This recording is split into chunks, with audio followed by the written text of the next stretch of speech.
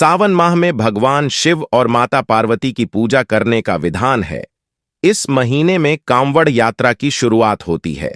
ऐसा माना जाता है कि कांवड़ यात्रा के दौरान कुछ गलतियों करने से यात्रा और जलाभिषेक का फल नहीं मिलता है। ऐसे में आइए जानते हैं कांवड़ यात्रा के नियमों के बारे में।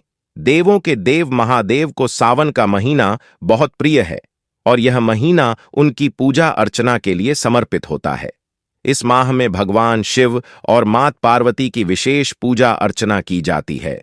सावन माह में ही कांवड़ यात्रा शुरू होती है। यात्रा के दौरान शिव भक्तों में बेहद खास उत्साह और उमंग देखने को मिलती है। कांवड़ियां हरिद्वार घाट से गंगा जल लाकर सावन शिवरात्रि के दिन अपने आस-पास के शिव मंदिरों में विराजमान में शिवलिंग का जलाभिषेक करते हैं।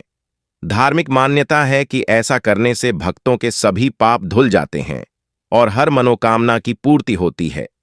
धार्मिक मान्यता है कि भगवान शिव केवल जलाभिषेक करने से प्रसन्न हो जाते हैं। कांवड़ यात्रा के समापन के समय भारी संख्या में श्रद्धालु भगवान शिव का अभिषेक करते हैं। कब से शुरू हो रहा सावन पंचांग के मुताबिक आषाढ़ पूर्णिमा के अगले दिन यानी 22 जुलाई से सावन का महीना शुरू हो जाएगा। वहीं इसका समापन 19 अगस्त 2024 को होगा। मान्यतानुसार कांवड़ की परंपरा समुद्र मंथन के समय ही पड़ गई। तब जब मंथन में विष निकला तो संसार इससे त्राही त्राही करने लगा। तब भगवान शिव ने इसे अपने गले में रख लिया, लेकिन इससे शिव के अंदर जो नकारात्मक ऊर्जा ने जगह बनाई उसको करने का काम रावण ने किया। रावण ने तप करने के बाद गंगा के जल से पूरा महादेव मंदिर में भगवान शिव का अभिषेक किया, जिससे शिव इस ऊर्जा से मुक्त हो गए।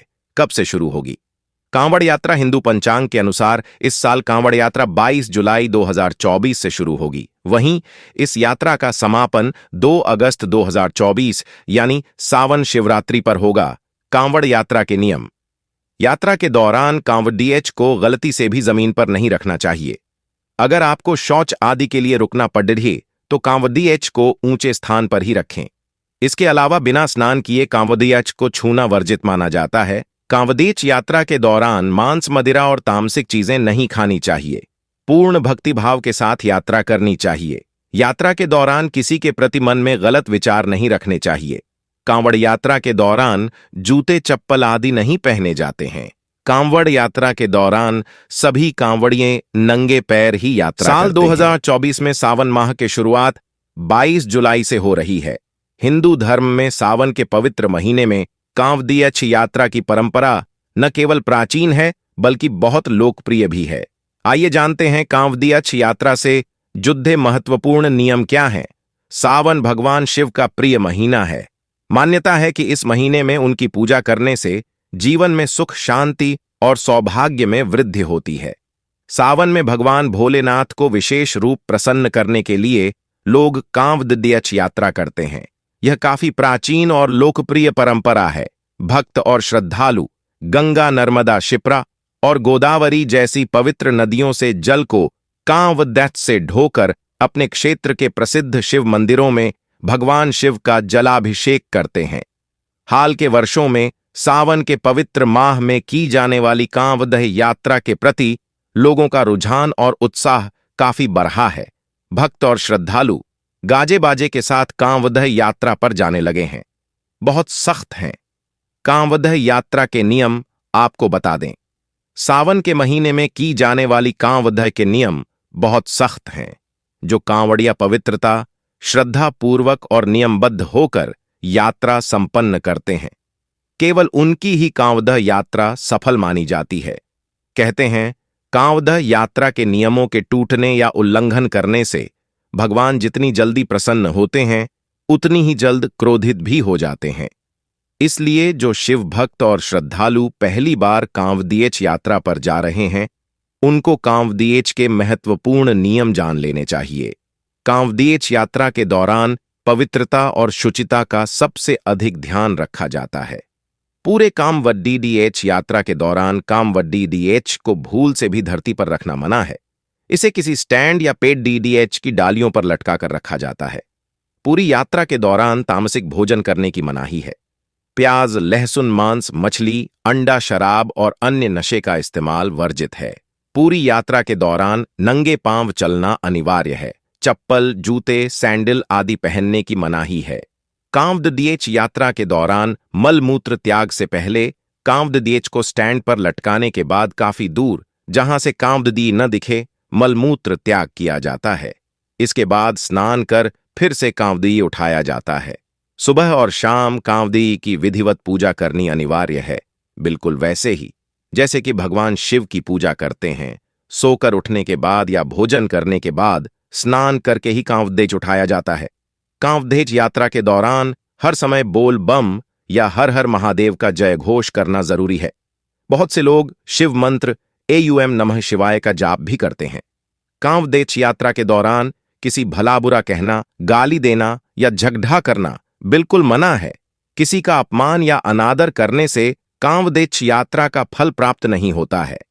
कांवददेज यात्रा के समय भूल से भी जल से भरे कलश या कांवदही का स्पर्श खुद या किसी और के पांव से नहीं होना चाहिए।